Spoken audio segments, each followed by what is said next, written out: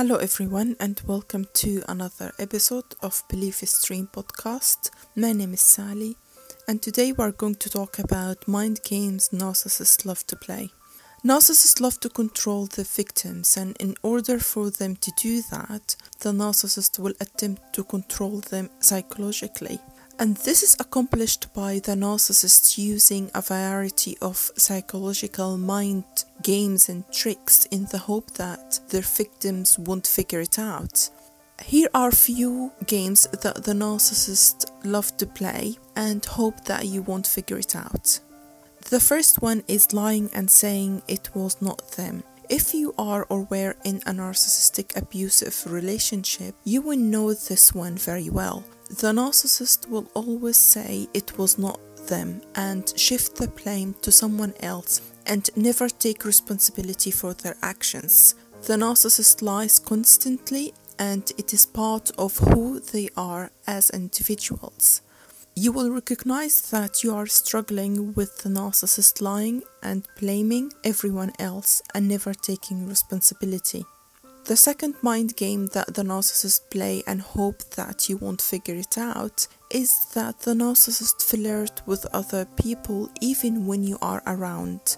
The narcissist will flirt with other people right in front of you to make you react and to make you lose your confidence. The narcissist will start with a minor flirt to test you and to see how will you react and how much you love them. Then the narcissist gradually increases this to high intensity flirting and then of course cheating. Additionally, the narcissist's main reason to do that is to provoke you. A narcissist is aware that they have control over you and over the relationship if you are possessive and jealous. This generates a kind of trauma bonding in you that makes you want to be with them constantly and that you cannot trust them. Not because you love them so much, but because, of course, your possessive behavior and jealousy that the narcissist triggered in you. However, this can be misunderstood for having strong feelings for them, and the narcissist will use that against you in every way. The third mind game that the narcissists love to play and hope that you won't figure it out is that they cannot commit to you or fear commitment in the relationship. You will notice that the narcissist creates stories about how their former partner or ex-girlfriends that they were with were abusive and misled them and ultimately shaped who they are today. It is always not them, and it is somebody else's fault for not committing in a relationship or not leaving the relationship. For example, my ex-narcissist once said to me that he was in 26 different relationships and they all ended because no one nowadays appreciates a true gentleman, and women don't appreciate a true gentleman nowadays. At the time I didn't see it, but now I can see it clearly. So when you think the narcissist is the common denominator in all of the relationship, yet still blaming someone else's for their mistakes and never taking responsibility for their actions.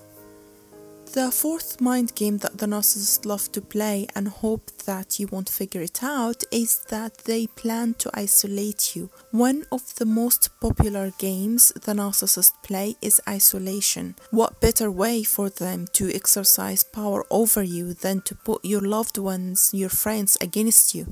Then act as your primary provider for your emotional and social support.